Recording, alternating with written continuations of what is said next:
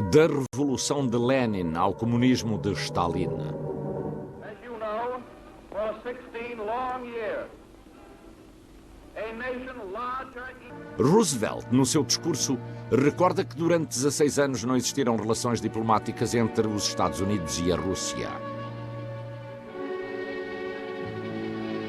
Congratula-se por agora os dois colossos se unirem para fortalecer os propósitos pacifistas do mundo civilizado. which were successfully concluded yesterday between Russia and the United States, was the desire of both countries for peace, the desire for the strengthening of the peaceful purpose of the civilized world.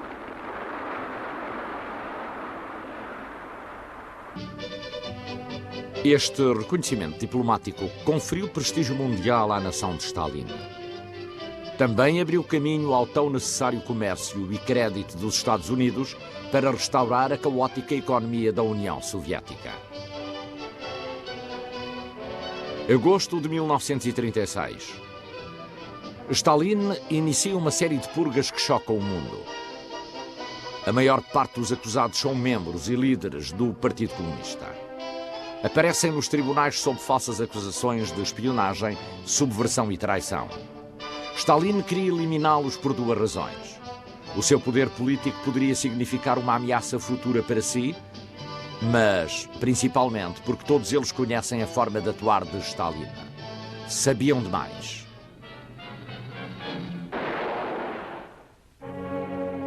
Stalin executou também milhares de oficiais da sua polícia secreta. Eles que o tinham ajudado nas suas tentativas de purga e que, por isso, também sabiam demais. As purgas e as execuções em massa tinham transformado Joseph Stalin num ditador absoluto de uma nação servil. Tinha sacrificado milhões de vidas dos seus compatriotas russos durante a sua ascensão ao poder. Agora jurava que estenderia o seu regime comunista pelo mundo inteiro. Joseph Stalin nasceu em 1879 na província da Geórgia, filho de um sapateiro do Cáucaso. O jovem Stalin estudou para padre, mas no seminário sofreu a rejeição dos seus companheiros devido ao seu caráter violento. Stalin foi expulso após unir-se a uma organização radical marxista. As ideias e os programas políticos significavam um pouco para Stalin, mas foi atraído por uma perspectiva de revolução iminente. A audácia e o poder fascinavam-no. Jogou um papel menor como agitador quando começaram as greves e as perturbações nas cidades de Tiflis e Baku. As perturbações conduzem a uma breve mas violenta revolução em 1905.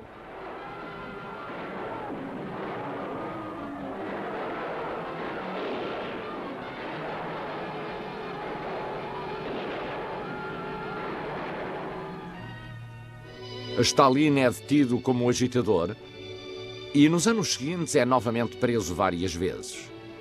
As pessoas suspeitavam que ele era um agente duplo, que às vezes era um revolucionário, mas quando conseguiu os seus propósitos, Stalin convertia-se em informador da polícia secreta do czar.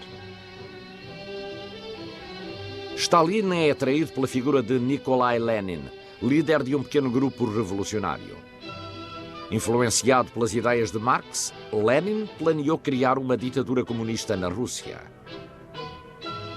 Queria derrubar o governo, acabar com a propriedade privada e estabelecer aquilo a que chamava a ditadura do proletariado, da classe trabalhadora.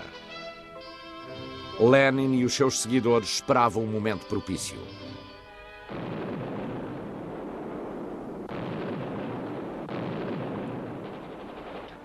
Na Primeira Guerra Mundial, aproximadamente 5 milhões de russos morreram ao defender o seu país contra os alemães.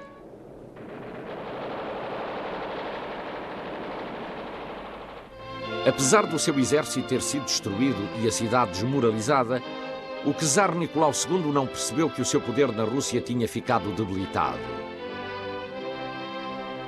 No início de 1917, o czar deixa o comando aos seus generais, cansado que está da guerra, preferindo dedicar o seu tempo à família e desfrutar os prazeres que ainda pode ter. Os seus conselheiros advertem-no de que o povo russo está à beira da revolução e que deve dar mais liberdade à sua gente antes que fosse muito tarde. Finalmente, até mesmo o czar percebeu que se avizinhava uma crise. Então decidiu deixar o seu palácio cercado em São Petersburgo e trocá-lo pela paz e segurança de uma guarnição militar a 600 quilómetros a sul. Fevereiro de 1917. Tem início a Revolução Russa.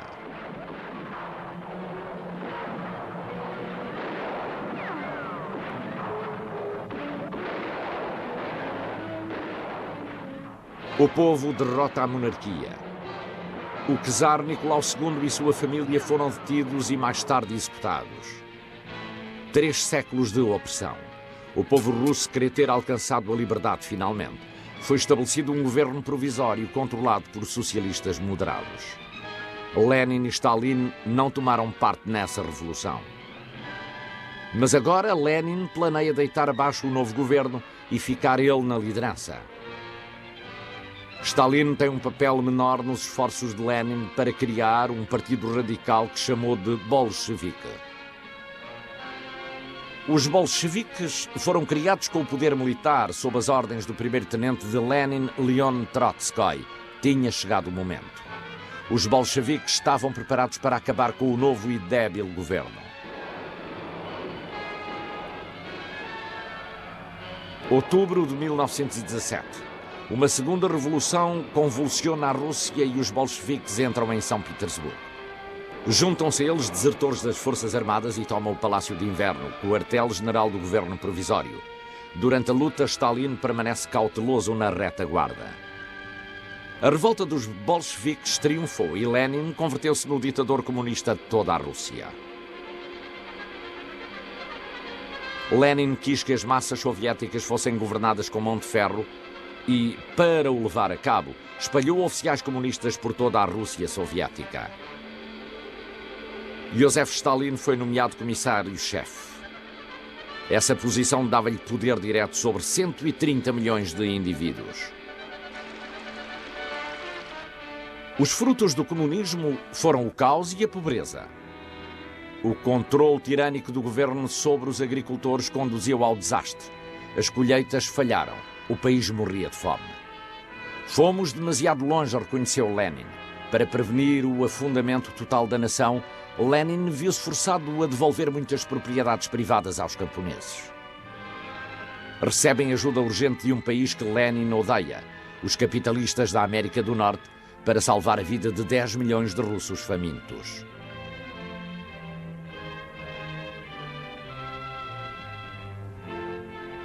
Em 1924, Lenin morre.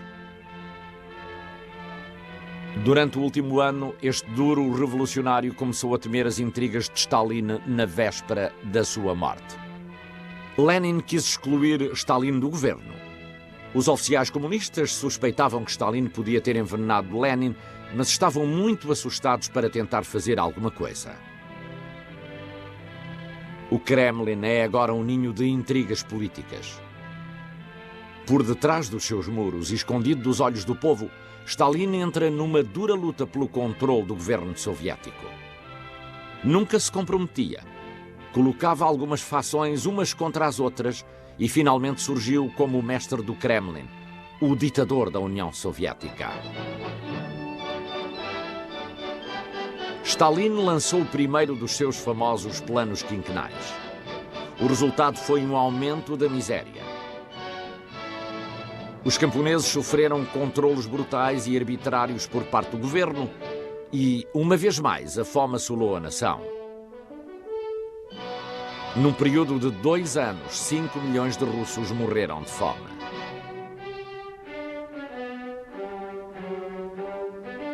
Um grande número de fazendeiros, chamados kulaks, tinham obtido permissão no tempo de Lenin para possuir as suas próprias terras, e agora estas eram as únicas que eram produtivas.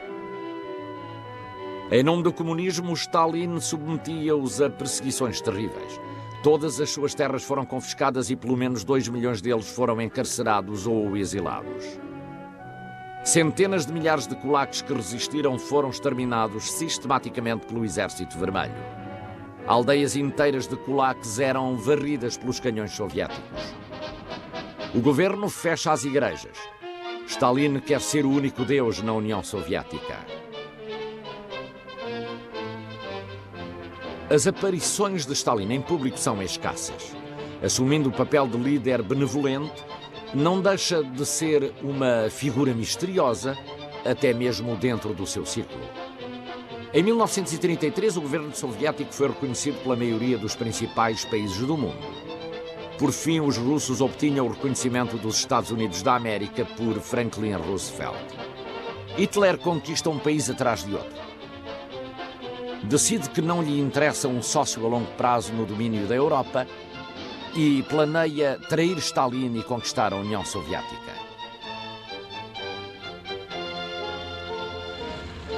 A divisão Panzer de Hitler avança no terreno russo e em apenas 6 meses chega a cerca de 30 km de Moscou.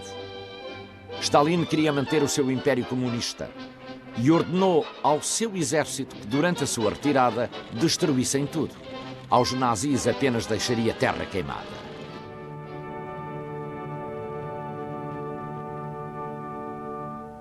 A guerra no Ártico.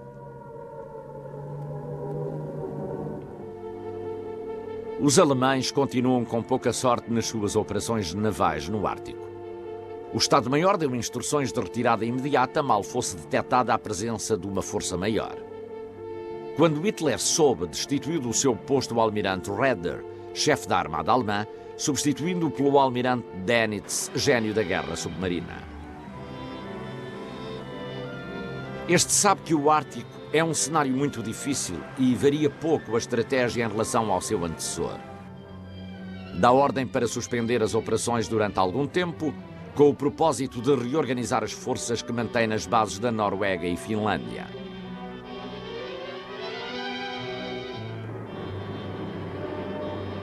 Novamente, e depois de um ano de inatividade na destruição de comboios no Ártico, os aviões de reconhecimento alemães voltam a voar à procura dos navios mercantes que transitam novamente na zona, levando abastecimentos para a frente soviética.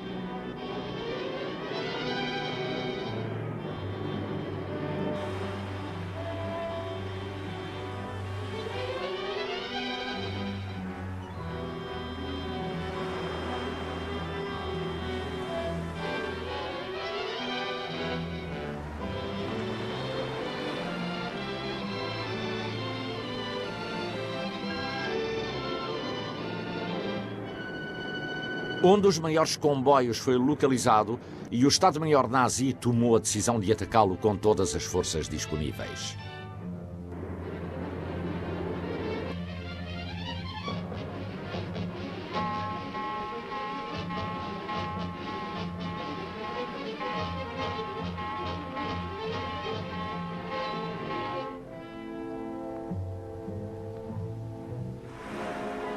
Os navios escoltas lançam cortinas de fumo para confundir o ataque, enquanto que os seus homens se colocam nas posições de combate, mas a fúria nazi é imparável. Os bombardeiros não cessam de atacar os navios aliados, os quais são esperados pela frota de superfície de Kriegsmarine, escondida nos fiordes noruegueses, para destruir os navios que sobrevivam ao ataque.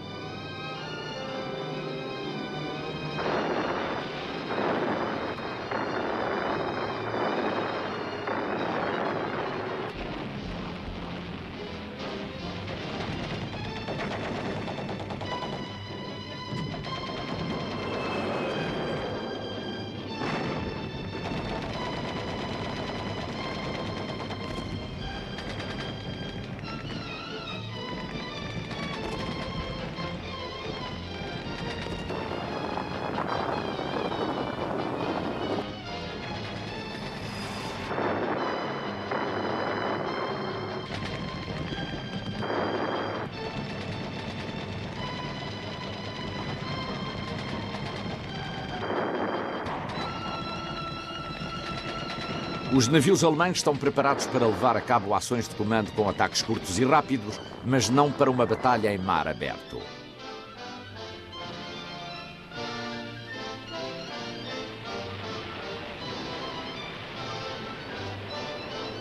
Quando se dispersam perante os comboios de Murmansk, a Força Aérea Britânica lança-se sobre eles numa perseguição implacável, afundando o grande cruzador Scharnhorst.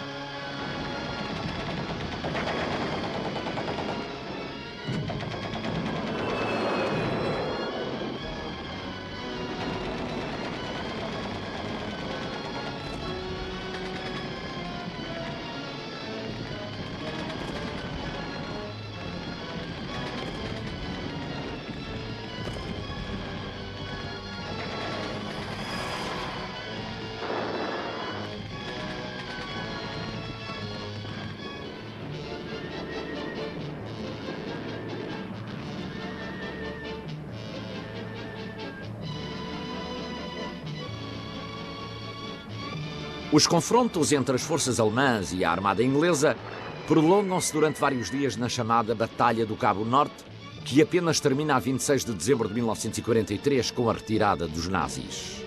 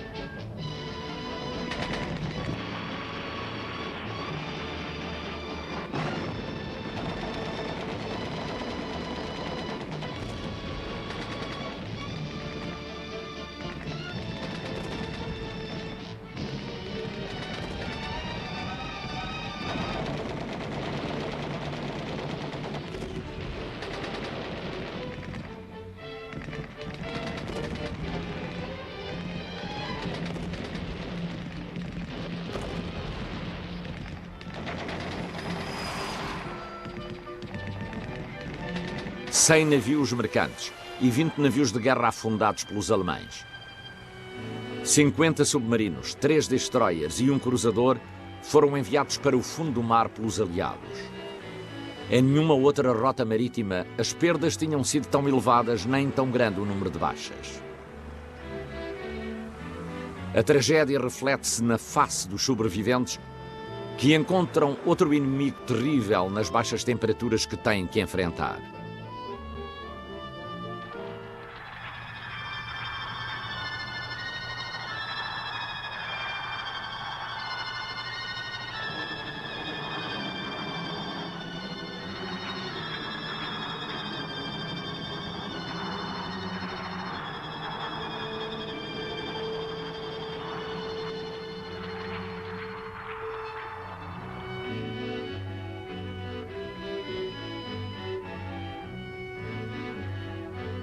O porto de Murmansk marca o final da viagem. Representa o centro de recolha onde milhares de toneladas de provisões e armamento chegam para abastecer a frente russa.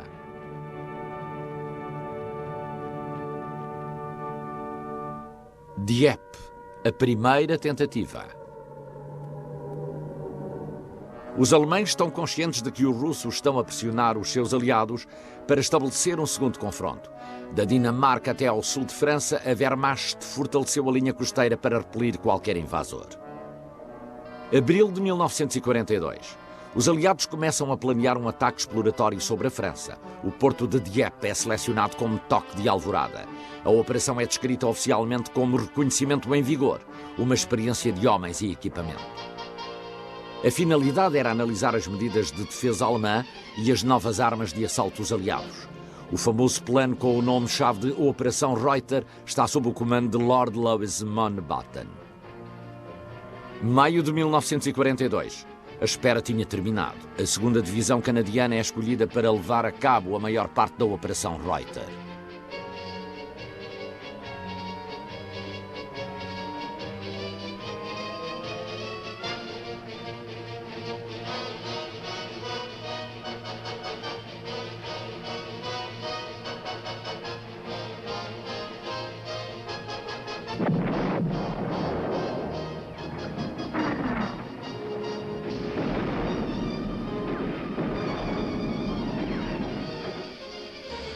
(2 de julho). As tropas partem. Serão substituídas por alguns poucos comandos britânicos e os Rangers dos Estados Unidos, mas essencialmente trata-se de uma operação canadiana.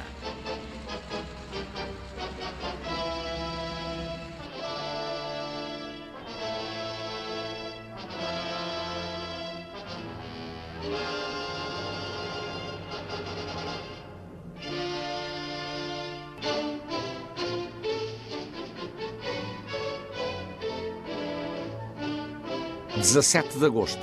Os 273 navios entram no mar, transportando cerca de 6.100 soldados de assalto, tanques, metralhadoras e pequenas armas. Os principais desembarques serão em Dieppe. Os flancos de desembarque serão Puy e Berneval à esquerda, Pourville e Varennes-Ville à direita. Os 4 pontos de ataque estão previstos para as 4h50 da manhã. Meia hora mais tarde ocorre o maior desembarque em Dieppe. Apenas a 7 milhas da costa francesa é que uma parte do comboio aliado é descoberto pelas unidades navais alemãs.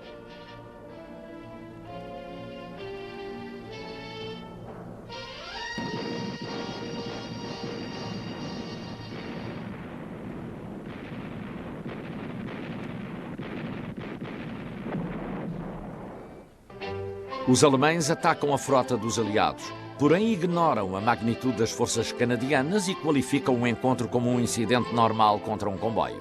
A frota aliada continua o seu percurso. É muito tarde para voltar para trás. 3 dos flancos de desembarque estão cobertos e a oposição adversária é muito pequena. Às 5h12 da manhã, a Marinha Real abre fogo sobre Dieppe.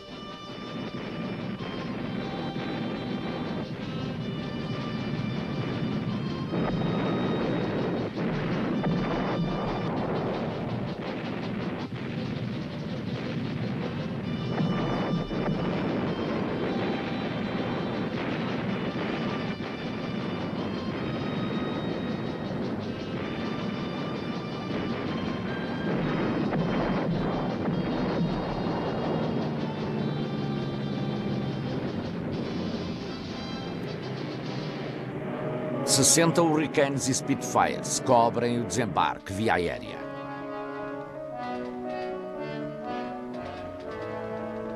Às 5h20 da manhã, as primeiras ondas de assalto golpeiam as praias de Dieppe e encontram-se com um fogo mortífero proveniente dos atiradores alemães e das metralhadoras aí colocadas. O bombardeamento inicial para conter o inimigo falhou.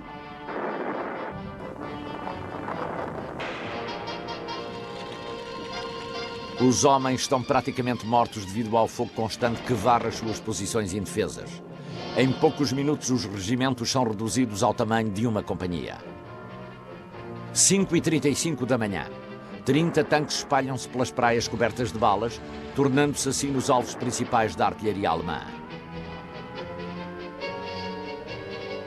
Os alemães, muito bem situados, castigam os invasores com fogo mortífero e cruzado. Ao redor de Dieppe foram encurralados 2.000 homens incapazes de se reagrupar ou manobrar. No espaço aéreo das praias está a desenrolar-se uma batalha significativa. 69 esquadrões aliados varrem a costa para interceptar aviões e reforços alemães.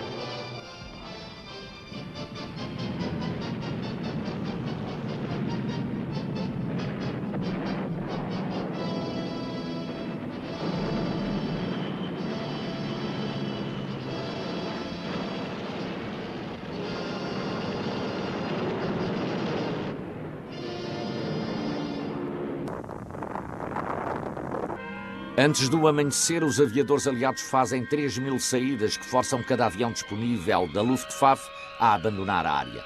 Trata-se do maior despique de forças aéreas desde a Batalha de Inglaterra.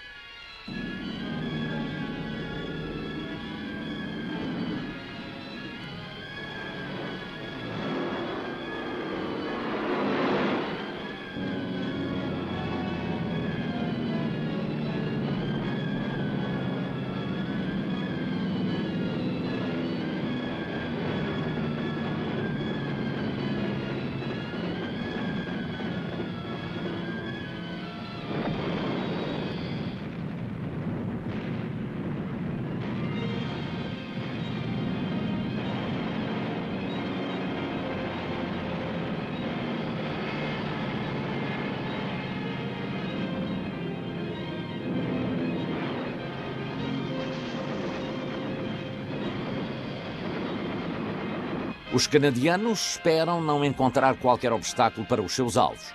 Os tanques não conseguiram chegar de Dieppe, pois começaram a sua retirada para as praias.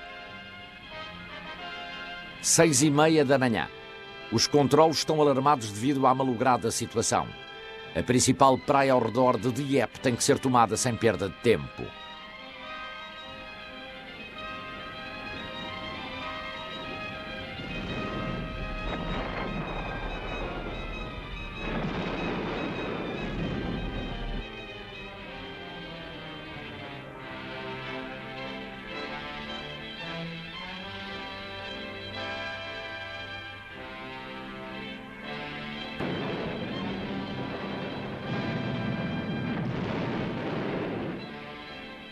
Às intenções de assaltar a cidade de Dieppe opõem-se forças superiores contrárias.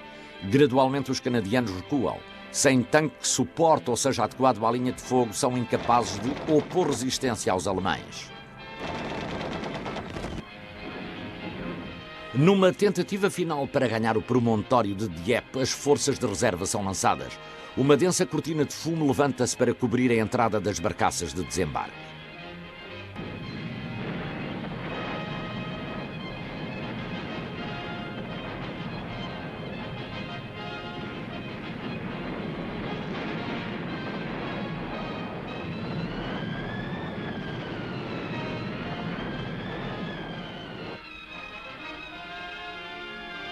Os barcos emergem num mundo de destruição total. A praia encontra-se completamente varrida pelo intenso fogo do inimigo. A vida nas praias é agora uma questão de segundos. A posição aliada é desencorajadora.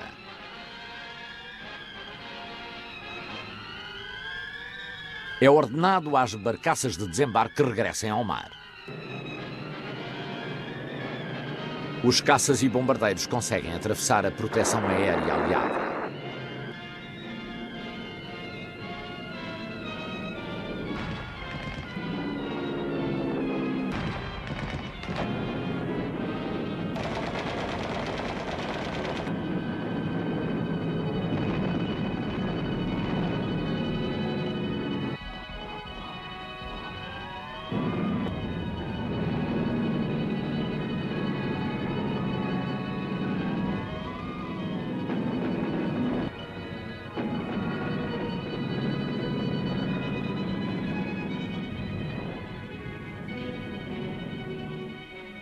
O fim aproxima-se rapidamente. Os comandos ordenam uma retirada total para as 11 da manhã. Muito poucos regressam aos barcos.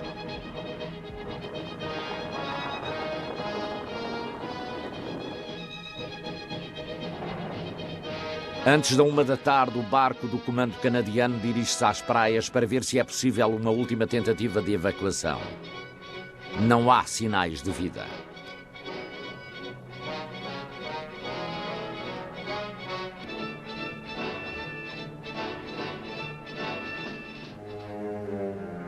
Em Dieppe, cerca de 2.000 canadianos são feitos prisioneiros, muitos deles encontrando-se seriamente feridos. Os que podem andar dirigem-se à estação de caminhos de ferro.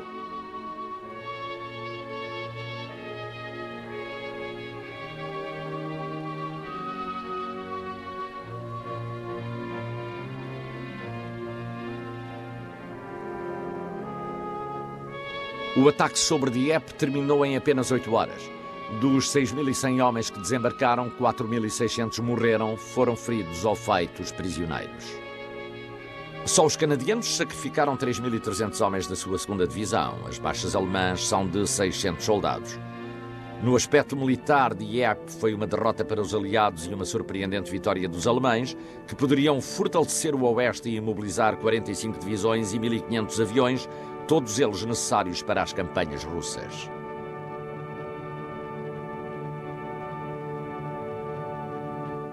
Stalingrado, o limite da resistência. 28 de junho de 1942. Os invasores alemães já estão há um ano na Rússia, mas a Operação Barbarossa, a guerra de Hitler para exterminar o que ele chama de Horda Eslava, não está a decorrer de acordo com o previsto. Tanto Moscovo como Leningrado resistiram ao violento ataque alemão. Agora, no verão de 1942, Hitler encarrega-se pessoalmente do comando do exército e ordena um avanço para o sul, a fim de entrar em Stalingrado, no Volga. Se o avanço alemão conseguir ocupar Stalingrado, o seu prémio será uma cidade com mais de 700 mil habitantes que domina o rio Volga, simplesmente a veia jugular da garganta da União Soviética. Aquele que possuir esta cidade irá dominar a Rússia desde o Cáspio, Mar Negro e Mediterrâneo. É um objetivo que é necessário atingir antes das primeiras neves. Stalin também se apercebe da importância de Stalingrado e ordena ao 62º Exército Siberiano, que sob as ordens do general Vasily Chekhov, entra em combate. A partir do momento em que os exércitos de Hitler se dirigem para o rio Don, as suas táticas deixam de ser um segredo para os russos. Poucos dias antes do começo da ofensiva alemã, o plano completo já tinha caído em mãos russas. Tarde demais para levar a cabo mudanças. Seguir-se-á em frente conforme o planeado. Mesmo sabendo que os russos conhecem o lugar, a hora e o objetivo, o exército alemão é demasiado poderoso para ser parado.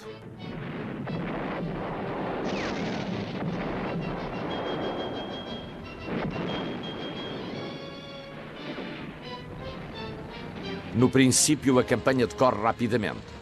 O tempo era agradável e os panzer alemães cruzavam facilmente as estepes russas abertas. Rostov, a sul, cai a 17 de julho. O 6º Exército alcançou o rio Don, o último obstáculo natural a caminho de Stalingrado. Stalingrado e o Volga estão a apenas 65 km, porém a oposição russa torna-se mais tenaz a cada quilómetro. –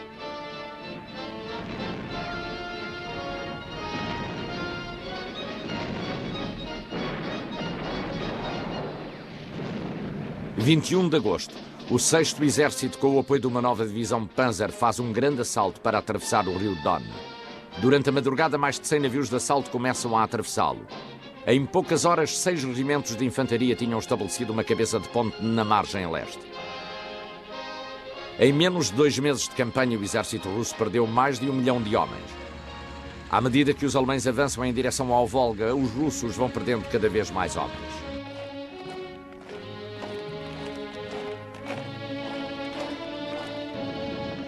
Na margem de 65 km que separam o Don do Volga, os russos empilharam todos os seus homens disponíveis. Stalingrado, com o Volga por trás, torna-se um campo de batalha. Todo aquele que consegue segurar numa pá dedica-se a escavar trincheiras e armadilhas para tanques. Qualquer ideia de evacuação é descartada por ordem direta de Stalin. Segundo diz, os soldados lutam de forma mais dura por uma cidade viva do que por uma cidade vazia. A 26 de agosto, a Luftwaffe lança o bombardeamento mais devastador da campanha contra Stalingrado.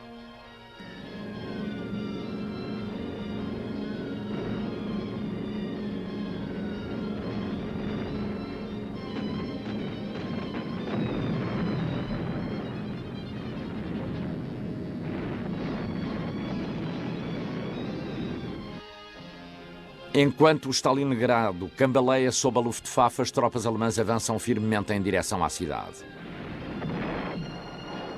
Até setembro, a cidade cedeu em 3 lados. Porém, os russos resistem. As fábricas de produção de Stalingrado continuam a funcionar e só em setembro, sob constantes bombardeamentos, são produzidos 350 tanques e veículos blindados. Mais de metade são destruídos numa tentativa desesperada de fazer recuar os alemães.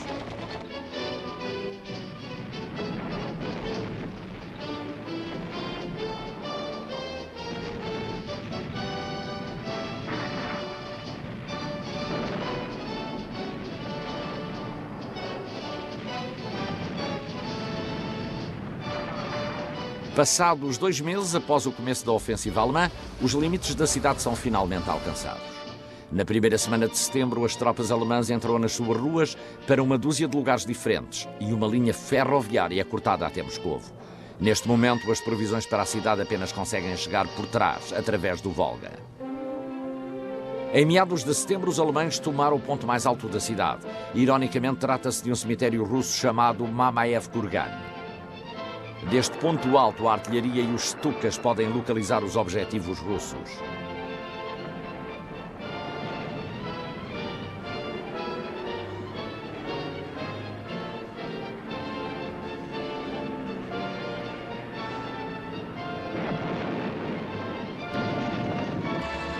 Dois dias depois da tomada do Mamaev Kurgan, 17 de setembro, o Exército Vermelho atinge este ponto estratégico.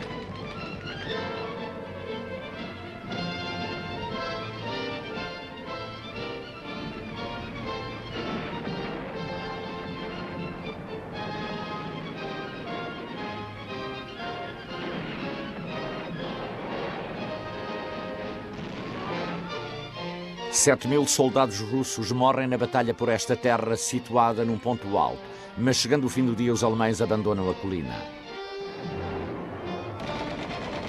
A batalha de Stalingrado já não se fazia de quarteirão em quarteirão, mas sim de casa em casa. A frente era frequentemente uma casa contígua.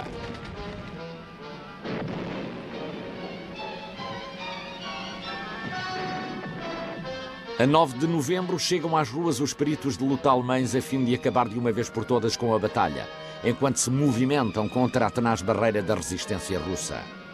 Hitler comunica ao mundo, com exceção de alguns pequenos lugares, Stalingrado está nas nossas mãos.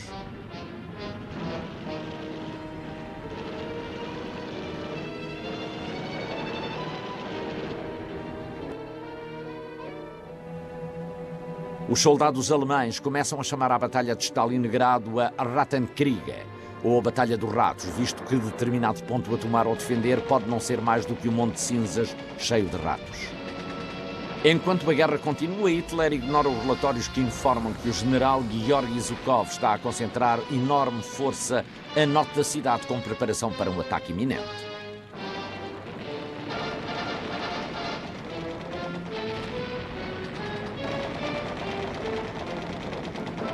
16 de novembro, o mais velho e melhor aliado russo entra em cena.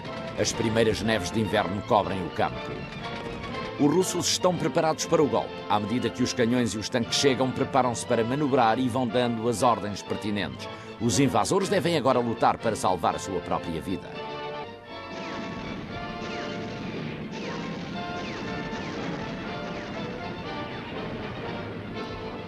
19 de novembro de 1942, a artilharia russa inicia uma manobra de envolvimento. Um exército a norte dos alemães, outro a sul e no meio milhões de soldados russos.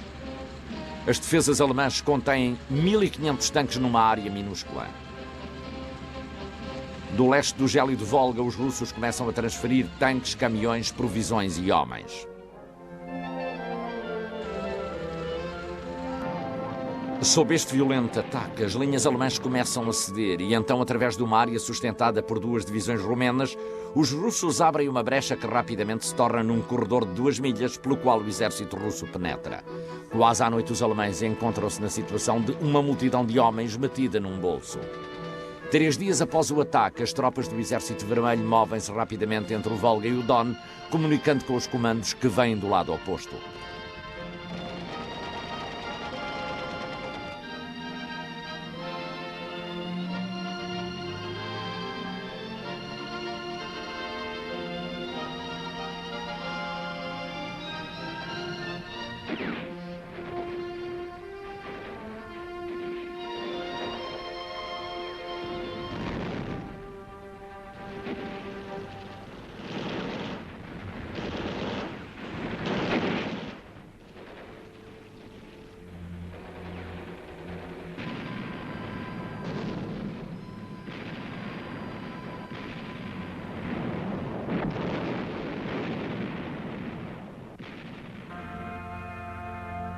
Os soldados alemães começam imediatamente a notar a escassez de munições.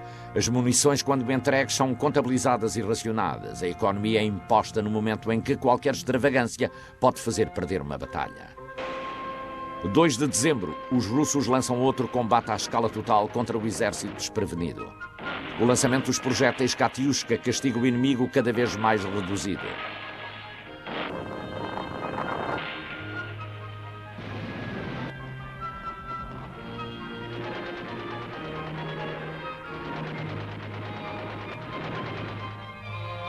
Vinda do sul, uma divisão Panzer dirige-se para Stalingrado para quebrar o cerco sobre o 6º Exército. Passadas 2 semanas, com centenas de milhares de soldados russos no meio das duas forças alemãs, a intenção de resgate falha a mais de 50 km do objetivo. Von Paulus considera apropriado não tentar entrar em contacto com o exército Panzer através do cerco russo. Hitler aprova esta decisão dizendo: o 6º Exército permanecerá onde está. A promessa orgulhosa de Goering de manter o envio das provisões de Stalingrado por ar perde-se nas tempestades de neve. Só no mês de dezembro perdem-se 278 aviões. Alguns pilotos recusam-se a pousar num pequeno espaço e lançam os carregamentos do ar.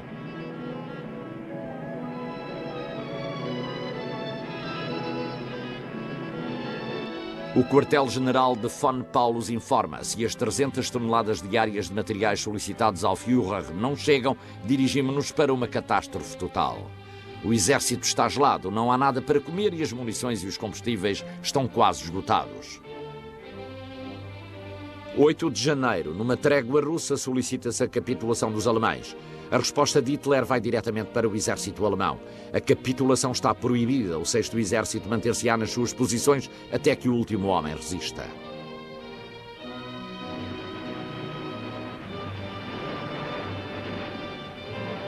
A 27 de janeiro, as tropas russas atravessam a cidade dividindo-a em duas.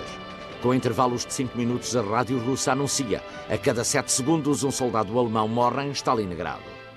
30 de janeiro, Hitler promove Von Paulus à categoria de marechal de campo, com o compromisso de não se esquecer que em toda a história da Alemanha nenhum marechal de campo foi feito prisioneiro.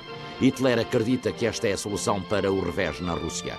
Mas um dia depois da ascensão, o marechal de campo Von Paulus rende-se na fortaleza de Stalingrado.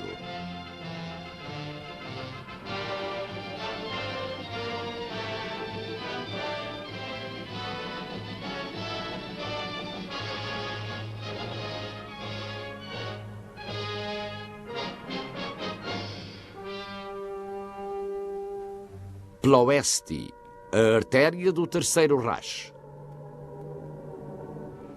A fábrica austro-romena, a maior refinaria de petróleo de Ploesti, é apenas uma das 11 que existem num enorme complexo industrial. Sob esta cidade, a 56 km a norte de Bucareste, providencia quase 1/3 de todo o petróleo que a maquinaria de guerra alemã precisa. Aqui encontra-se o alimento do exército automatizado para a Luftwaffe e para a grande frota. Quando os soldados alemães cruzaram pela primeira vez a fronteira romena em 1940, não iam como invasores, mas como convidados do governo. Recebem boas-vindas calorosas, mas pensando que o que tinha acontecido era nada menos do que a sua própria eleição. Nos mapas da Roménia, os principais recursos naturais que constam são cereais e petróleo. Em troca de ajuda militar, o governo romeno permite que a Alemanha controle as refinarias de petróleo de Ploesti. Hitler sabe que Ploesti é indispensável para a causa alemã e deixa a proteção de Ploesti nas mãos do coronel da Luftwaffe, Alfred Gustenberg, que muitos consideram como o gênio da defesa aérea de guerra. Durante quase 2 anos, nada interrompe a produção de petróleo, nem sequer mesmo o primeiro bombardeamento de surpresa dos americanos em meados de 1942. Porém, a tentativa deixou Gustenberg inquieto e diz aos seus oficiais que isto é o princípio, pedindo mais reforços. Todas as refinarias da Ploesti estão unidas por um único oleoduto de emergência, pelo que, se uma das refinarias for atacada, o petróleo pode continuar a fluir. Os prisioneiros russos e os trabalhadores romenos ajudam a apressar as construções. Como proteção extra, é instalada uma complexa rede de sistemas de alarme capaz de descobrir os aviões inimigos a centenas de quilómetros de distância da cidade. Ploesti torna-se numa fortaleza colossal.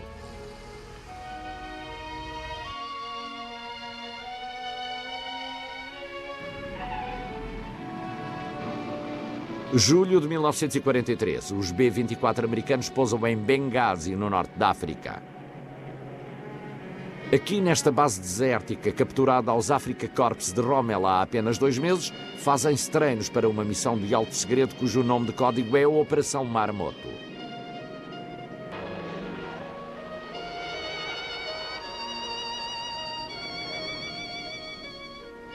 Rugindo a 3 metros nas dunas a 320 km por hora, os pilotos aprendem a manobrar um avião blindado de 3.175 kg como um torpedeiro.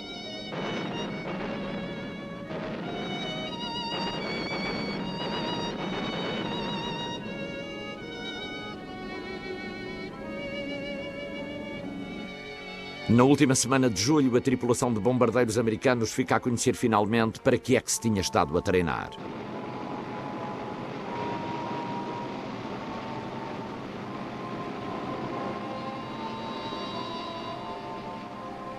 Manhã de domingo, 1 de agosto de 1943, a espera terminou.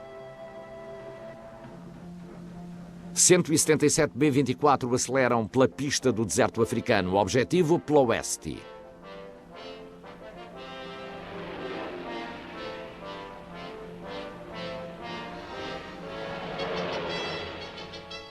Uma mensagem é enviada de Benghazi prevenindo os soldados aliados que cercam o Mediterrâneo de que aviões amigos passarão por ali. Uma unidade de comunicação alemã na Grécia intercepta a mensagem e interpreta o código.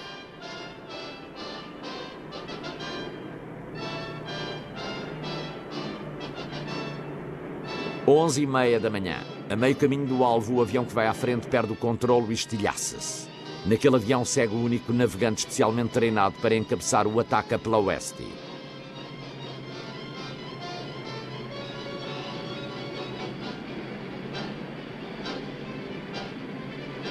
Agora os aviões estão desorientados. Alguns tentam reagrupar-se e os restantes seguem até ao primeiro ponto de controlo.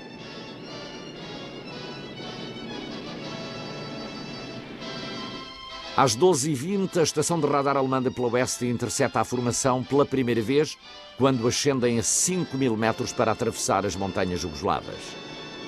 Tudo indica um objetivo, Ploesti.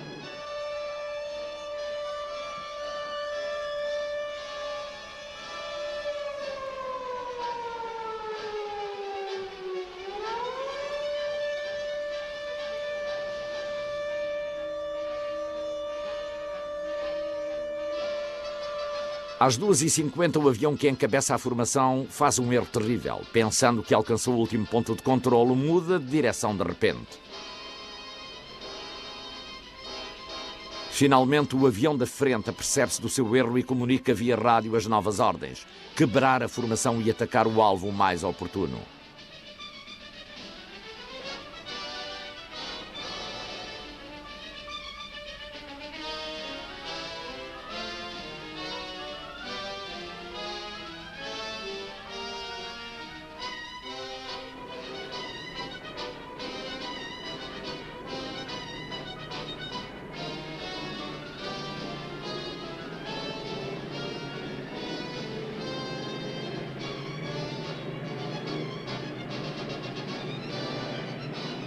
Cada avião leva mais de 2,5 toneladas de explosivos. As bombas de demolição são construídas de forma especial e têm pavios de ação retardada, sendo que algumas não irão explodir antes de 6 horas de serem lançadas, ao passo que as outras irão explodir em aproximadamente 45 segundos. A precisão é essencial. A derradeira avalanche de aviões tem um tempo certo para deixar a área de alvos antes que as bombas comecem a explodir.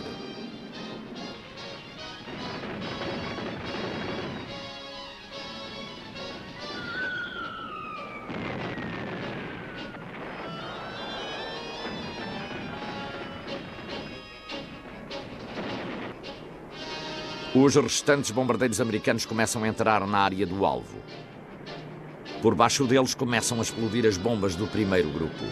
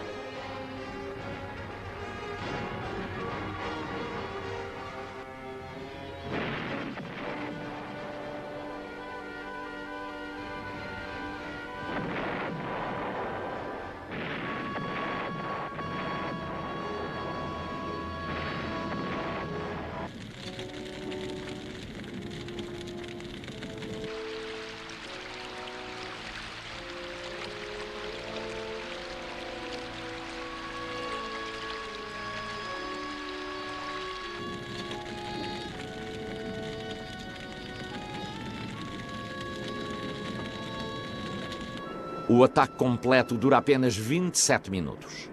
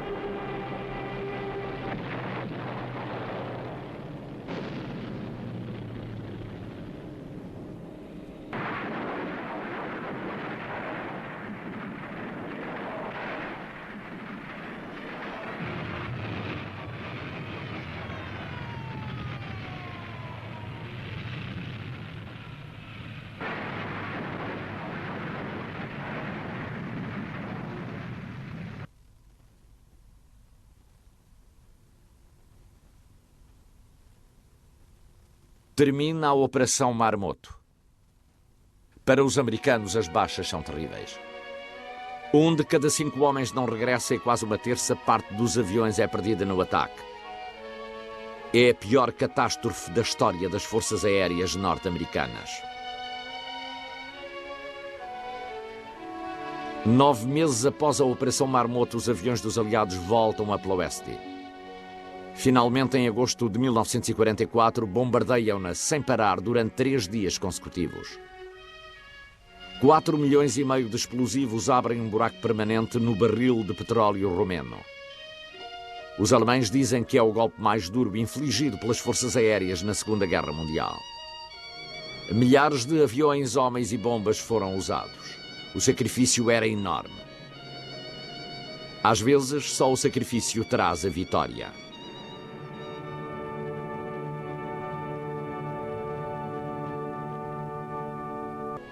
1943, mês de novembro. A meio da guerra tem lugar a Conferência de Teherão e o primeiro encontro pessoal dos 3 grandes, Roosevelt, Churchill e Stalin. Esta conferência e as que se seguiram iriam decidir o curso da história nos anos seguintes. Alguns conselheiros de Roosevelt advertiram-no de que Stalin era um aliado cínico e perigoso. Roosevelt diz então: tenho a impressão que Stalin não é desse tipo de pessoas. Se lhe dou tudo aquilo que está nas minhas mãos e não lhe peço nada em troca, trabalhará comigo para a paz do mundo e para a democracia.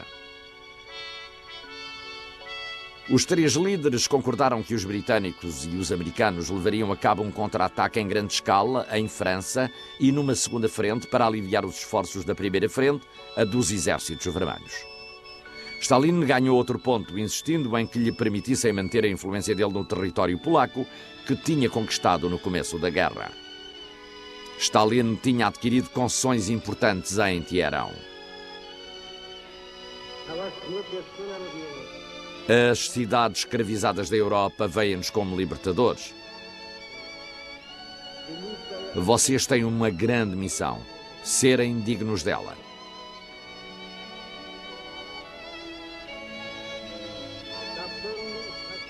Destruição total dos invasores alemães. Morte aos ocupantes alemães. Larga vida à nossa gloriosa pátria-mãe, à sua liberdade e à sua independência, sob a bandeira de Lenin até à vitória.